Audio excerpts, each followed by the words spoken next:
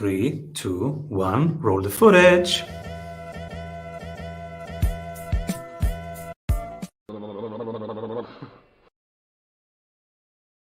Welcome back, everybody, to the Strategy Sprints podcast. I'm your host, Simon Severino. What if you could hang out with sprinters and ask them about their problems, their workflows, and the solutions they found? That's exactly what we do today, like every day.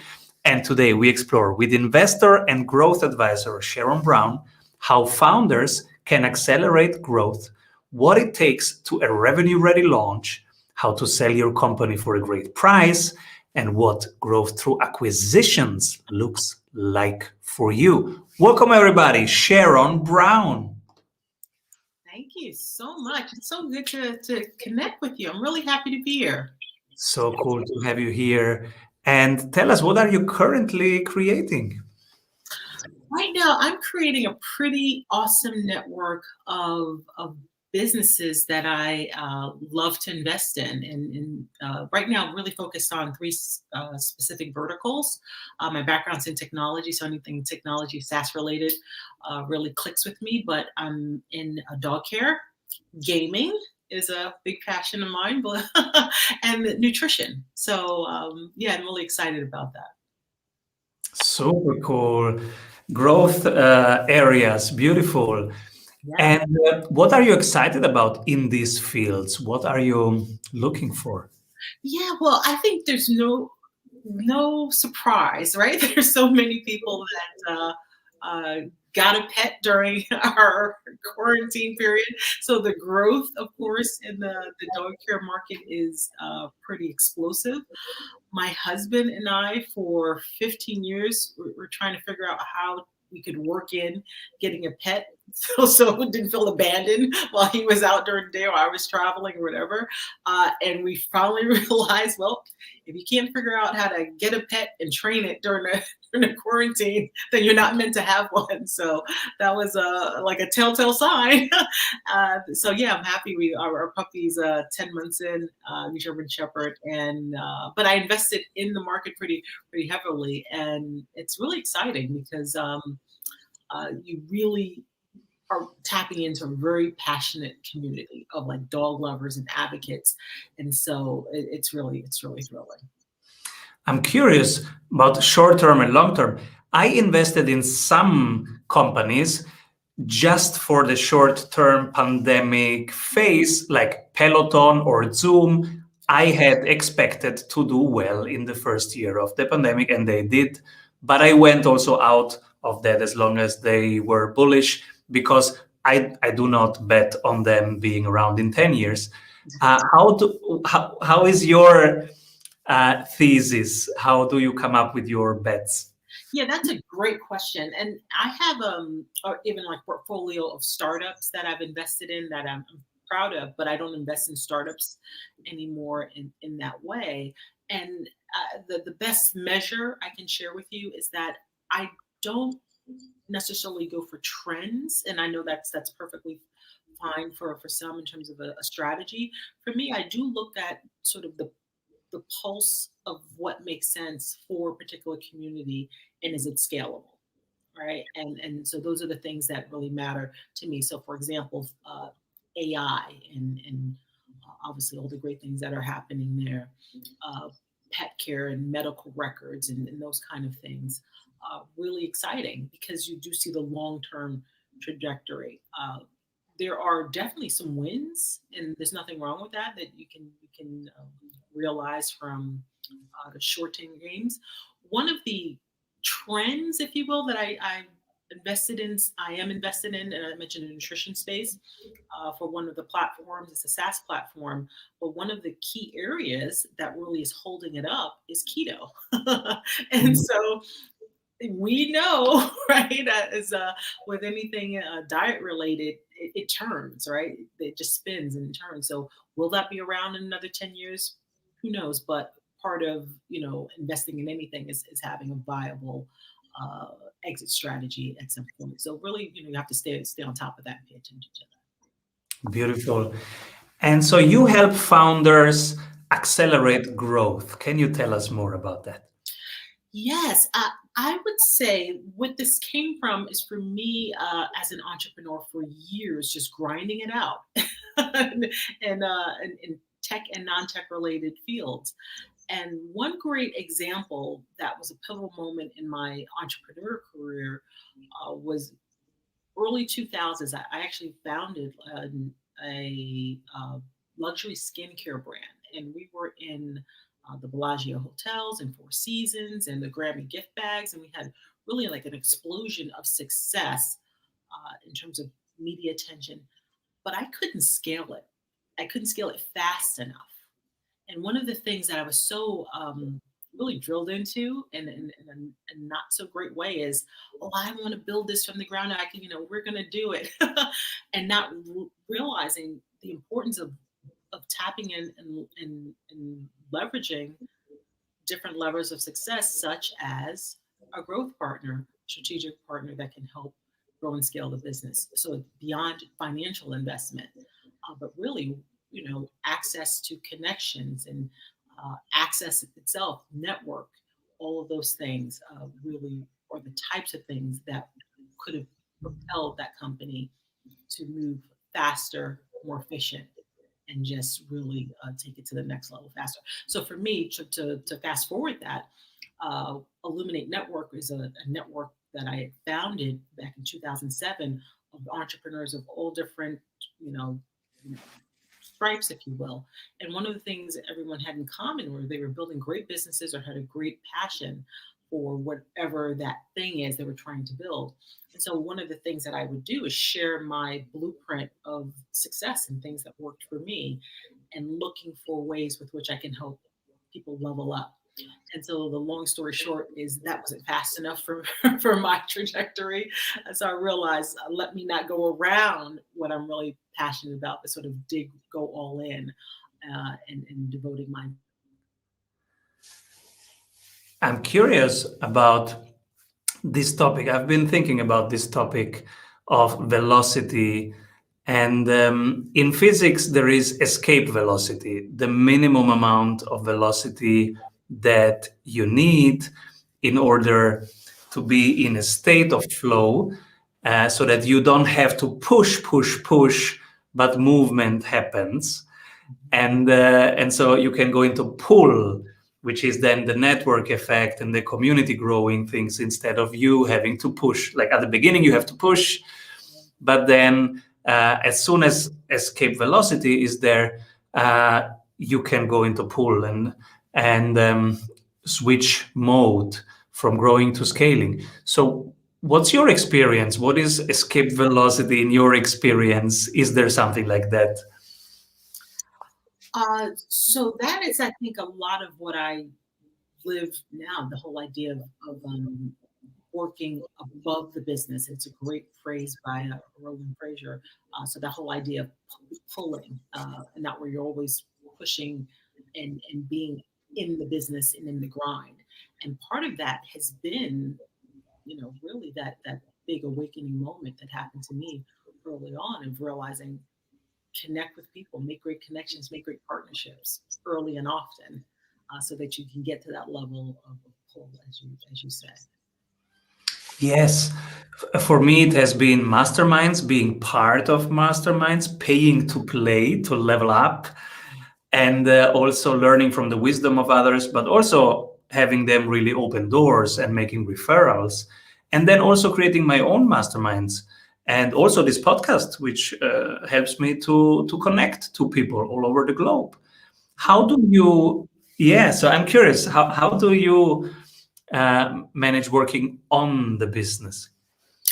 Yeah, I see. One of the things we're working on the business, that part is almost a little too easy for me. And so for me, I really am focusing, and there's been a strong commitment within this past year of taking that next giant step of being above the business, where I have a great team, great people with whom I work and can run the engine. And so I've been all in on making sure I have the right people to do various roles, and I've solidified having a strong back office. So for me, working on the business, I have things, and I'm sure you might have a similar type of thing that you are probably really good at, you love to do, and it's just so easy just to go and hands up. But that's no way possible to scale, right? And so you've got to just let folks do what they're good at, and then allow you, from my sense, being more strategic and focusing on investments in strategic partnerships in that way. So that's been the shift for me. Too easy to work in the business, and now focusing for working above the business, and focusing on the things that really matter to me the most right now, which is investing. Beautiful. And so I remember I was in every little detail and I couldn't let go. I would do even the creating the graphics for the social posts because I like that creative thing so much. Yeah. And so at some point I said, okay, Simon, stop. And then the next thing, so I fired myself from fulfillment and from marketing and from sales. But then I had so much time. I had 40 hours, 50 hours available per week. And so I started new projects and now they were quickly filled up. I wouldn't even expect that you can do so much. So I started writing a book and the podcast became a daily podcast and all these things. How do you structure your week and maintain balance of things? Oh, it's that's such a great question because I have the big thing for me that happened from last year. I had a big sort of integrator focused company, and for example, one of the largest banks in Europe was my client, and I dissembled that business as of last year. And sort of fired, if you will, all the clients in that particular business, just so I can really do the big shift and focus on investing. And then what did that need to look like in order to have the right infrastructure or pipes, as I like to say, to make that run in the way that I need it and want it to run, and creating a back office. So for me, that has been the thing that I've been laser focused on, and have actually, I'm happy to say, turned the page on because it's running as I need it to be. And so that's been, I think, a great shift. Yeah, great shift. And this is the hardest thing. You have done something that most of us really struggle with, which is letting go, retiring from some clients, some projects, some corporations. So I'm curious, what was your emotional, your inner work, and your process in deciding this and then in really sticking to it? I gotta say that is, I mean, that's such a great thing because I struggled with that. I mean, probably fighting the decision to the last minute, in the sense of, sometimes you just get so comfortable, right? I mean, you're making lots of, money MRR, and that's hard to give up. And then, turning that gear. So how do you make that decision? So for me, it was just a line in the sand, quite frankly.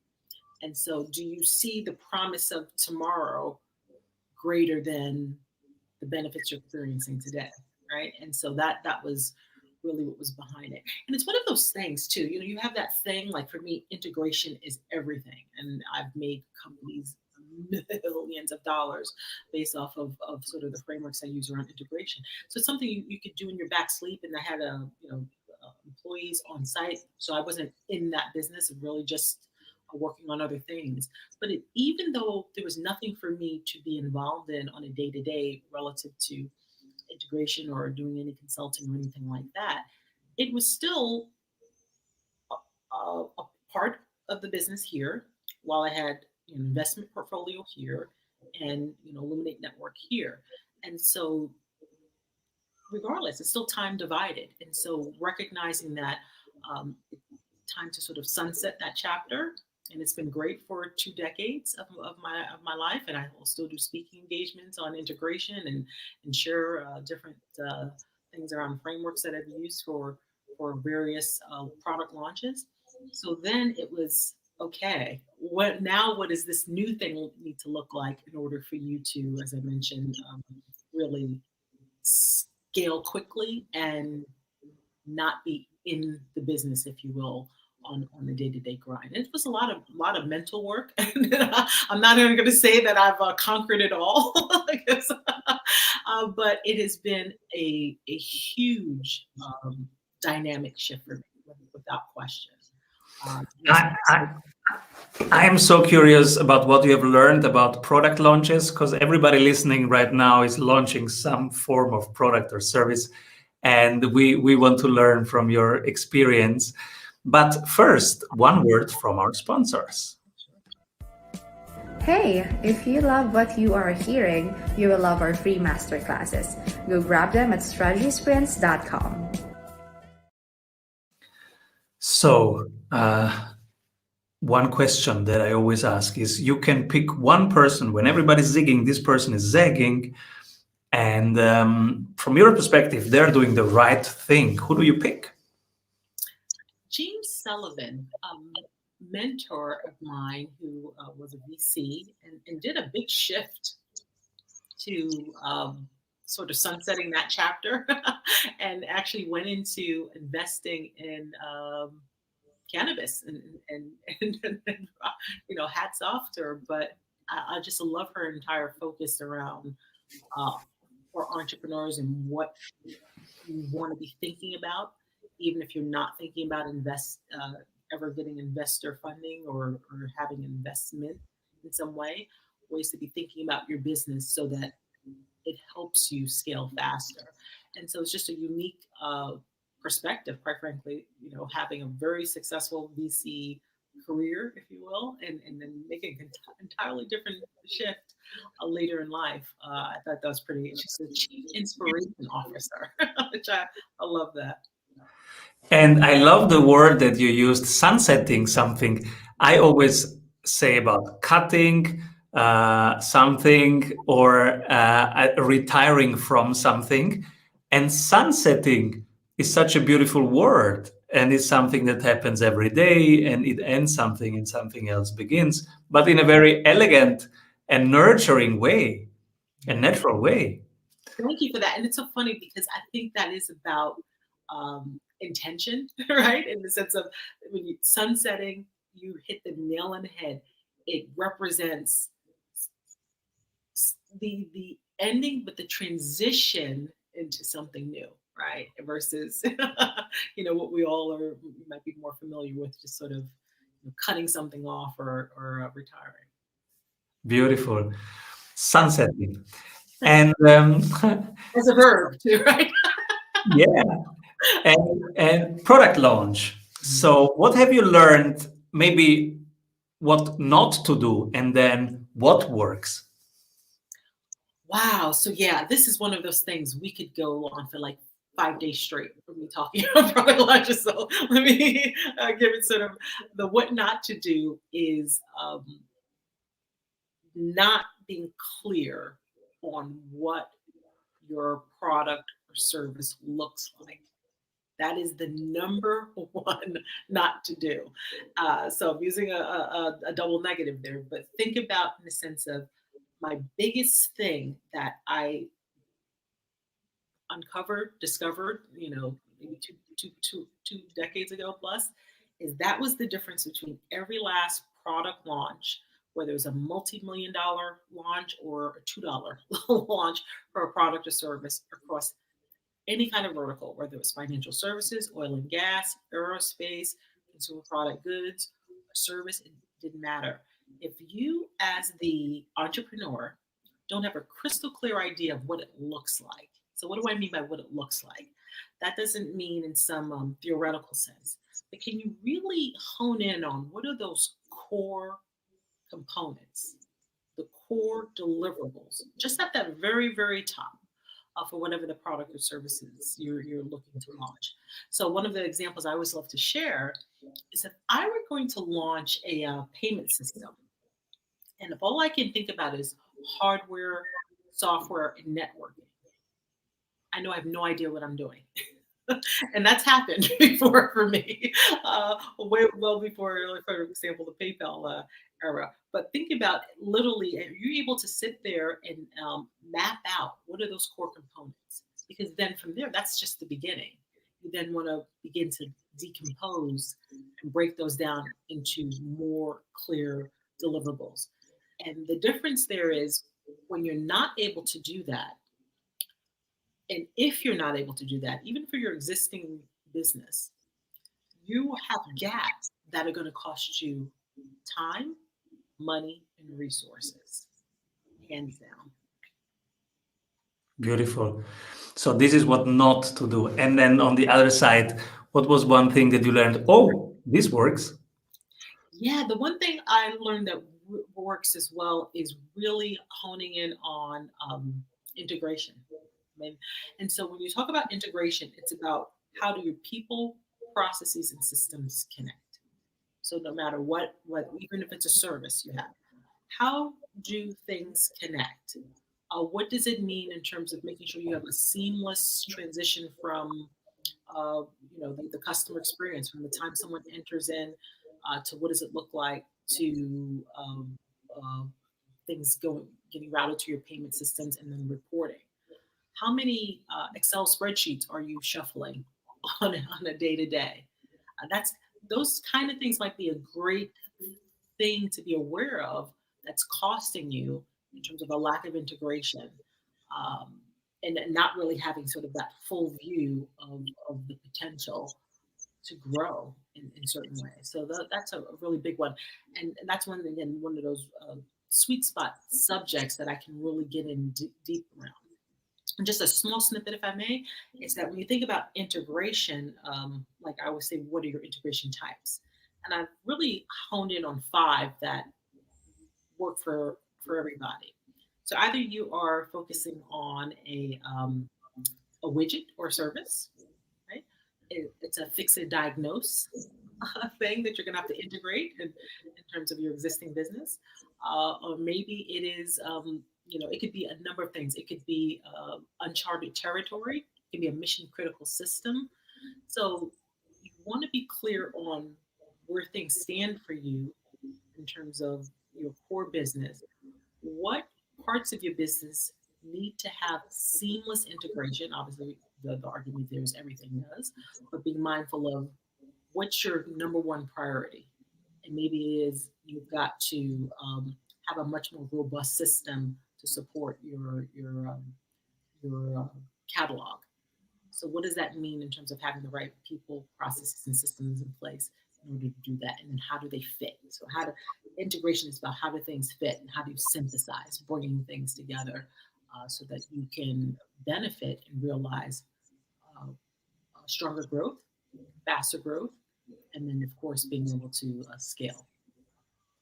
Beautiful. This is the language that we love at Strategy Sprints.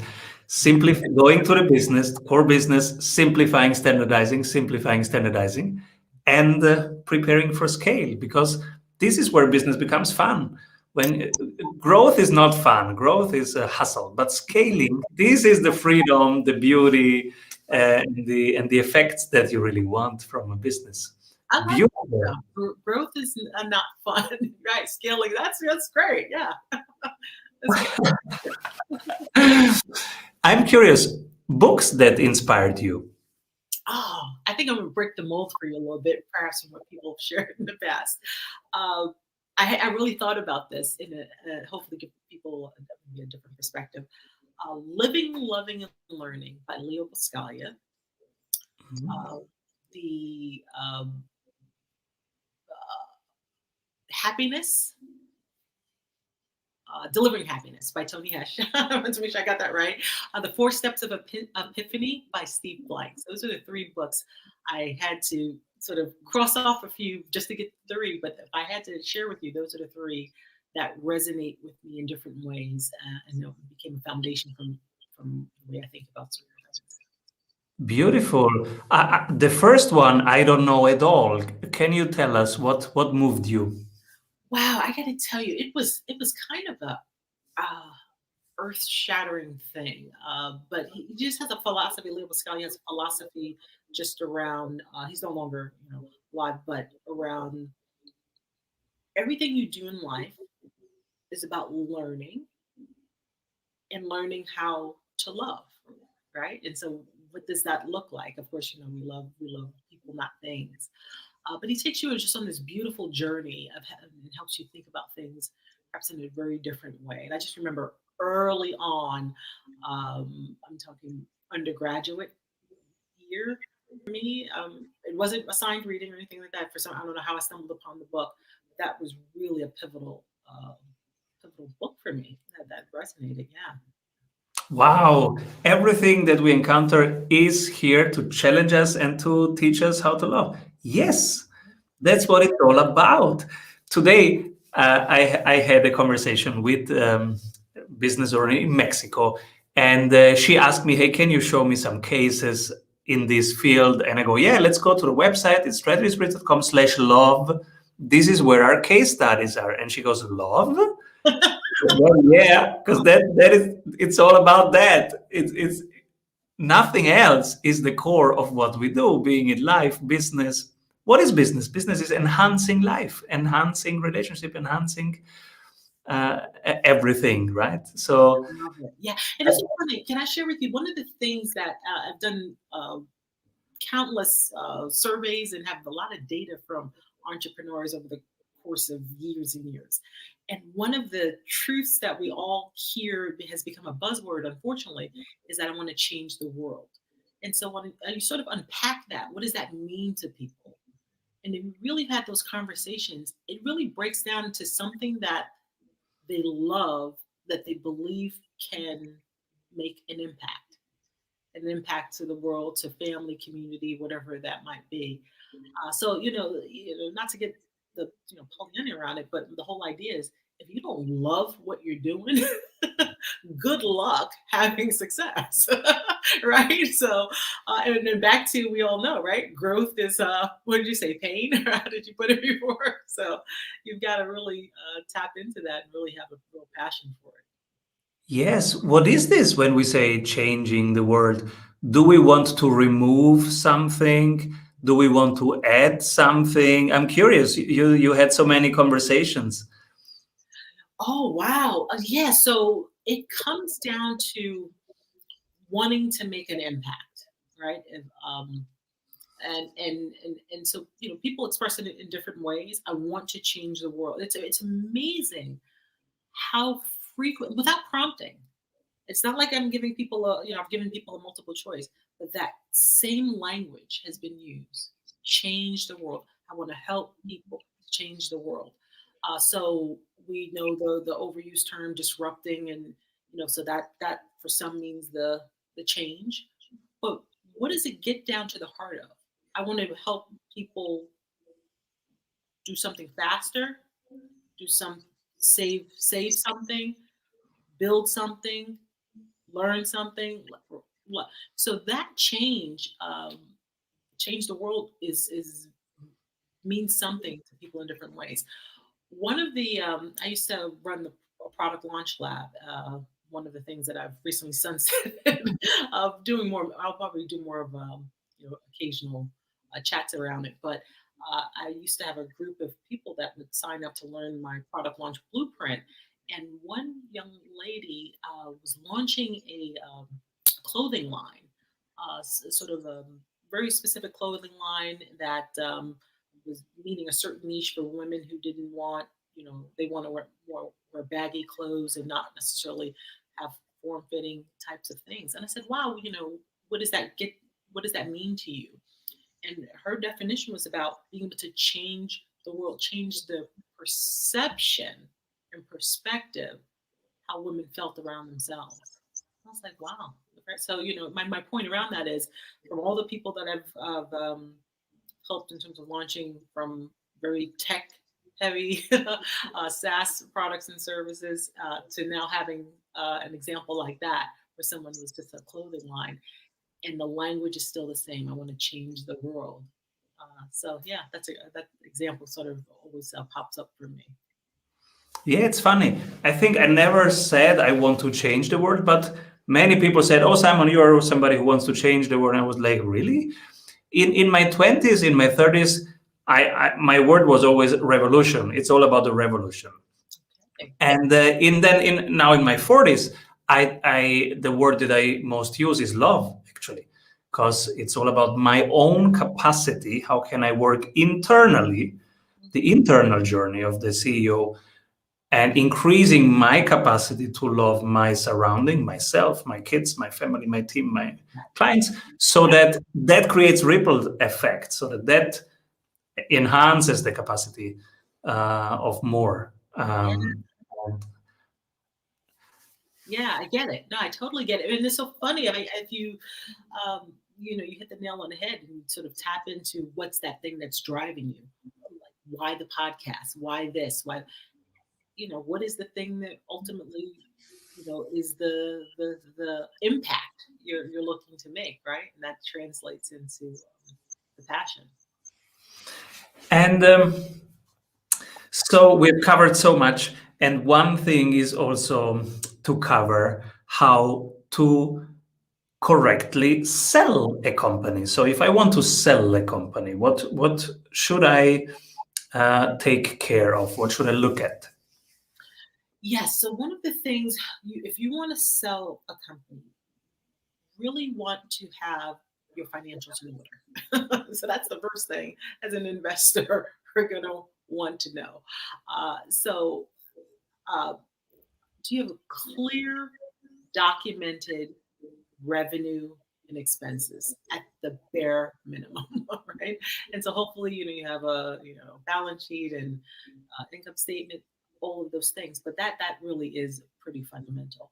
But connecting with someone, and even if you're not looking to sell right now, even maybe having someone that's becomes a strategic partner that ultimately buys you out, right? So that's a very smart way to think about growing faster and then ultimately having your exit plan. I had a great example of that with someone who not looking right now to leave, but they have a 2-year plan, a 3-year plan, and so was looking to bring on, for example, someone with my expertise around integration and all the things I talk about around scaling now, because that's going to help him get to a place where he wants to be, and he has a revenue number in mind, right, that he wants to be able to meet, so that he can go off and into the sunset and travel the world or whatever it might be. But I think it's such a brilliant way to think about right now, tapping into expertise that can help you move uh, faster and further, and doing it now with the expectation that what that next 3 years or 5 years, and be very upfront around that. Yes, I'm looking forward to selling. I'm not going to think about doing it right now, but I certainly would love to have an advisor, someone in an advisor role who takes an equity percent to help you grow. There's not an investor in their right mind that's taking an equity stake in a company without the expectation of doing what is needed to help it grow and scale faster, right? So they can ultimately help you get there and be able to get there quickly. But of course, as I mentioned, it starts with the financials and having a solid sense around that. And the second piece is being clear on what you really want. And back to my point, is that an immediate exit? You just want to sell 100% done, or is it what that 2-year plan is? Maybe it's in the next few months or 5 years, and then ultimately working out a plan where you get bought out and you can move on to other things. And on the other side, we might consider growth via acquisition. What's your take on this? Yeah, that is what I live for now. Sort of what takes a lot of my time. That's how I'm growing the dog brand and the gaming side of my businesses. So yeah, it makes strategic sense, and that might be a great place where someone has a strategic advisor that helps them make the right decisions on acquiring an asset. And maybe it is not just acquiring a company, maybe it's just acquiring a certain asset that's going to help you bring in incremental revenue or side of your business. So yes, it is very possible to do that. And the short framework, if you will, to give some people to think about is, what do you need, right? If you're thinking about acquiring for growth, what are the things that you need or that are missing right now from your business that you don't have to build from the ground up, right? So the whole argument of build versus buy, right? That's kind of how you just want to look at it. Those are, quite frankly, and to be honest with you, things that I wish I had thought about much earlier in my entrepreneurial career. I built way too many things, and maybe because I felt I was good at it, I could do it faster. But my heavens, if there's areas with which I could have just acquired, a traffic asset to help me, to tap into a market faster, it would have made a heck of a lot more sense. Same here. It took me 40 years to get that mindset of leverage and to have the time and the peace to think these bigger moves through. And I think it's really important. And it only works with a coach, with a strategic advisor that helps think this thing through and challenges. Hey, are you getting back into tactics? Come back here. We need to work on the business. Very well said. Yes, that's very well said. Not the tactics, but what are the things that are going to be meaningful incremental steps? Is there anything I forgot to ask you? Not so much. I think the only thing that maybe I could touch upon is the things that I'm very interested in. Anyone that has properties in the dog space, definitely reach out to me at sharonbrown.co. Gaming, any type of mobile gaming, really interested in that. And then, of course, a nutrition space or things. Outside of that, anything tech related I'm all in for SaaS, AI, or things that always pique my interest. Beautiful. And who should be my next guest? Dan Kennedy. Who, Not How. Who, Not How is the book that I just read. And it is pretty, what might seem so obvious, it's not obvious at all for some. And for me, being able to dive in and get to the who, what, when, where, and how, and focusing on integration and cranking things out. But sometimes just flipping the script and recognizing for the thing that you need right now in your business, wherever you are in your trajectory, maybe not thinking about how you're going to get it done, but who are the people that you can leverage to help you. Who? It's such a phenomenal, it's really great. It's a great read if you haven't checked it out, but I think he probably lend some really fantastic insights to the Strategy Sprints audience. Beautiful. Thank you so much, Sharon, for being with us, sharing your wisdom, your journey with the community. And please come back soon. I look forward to it. Thanks so much. Such a pleasure. Avoid trying to do thousands of things that doesn't work. We have 274 templates for your business success. Reach your ambitious goals with one-on-one sprint coach. We double your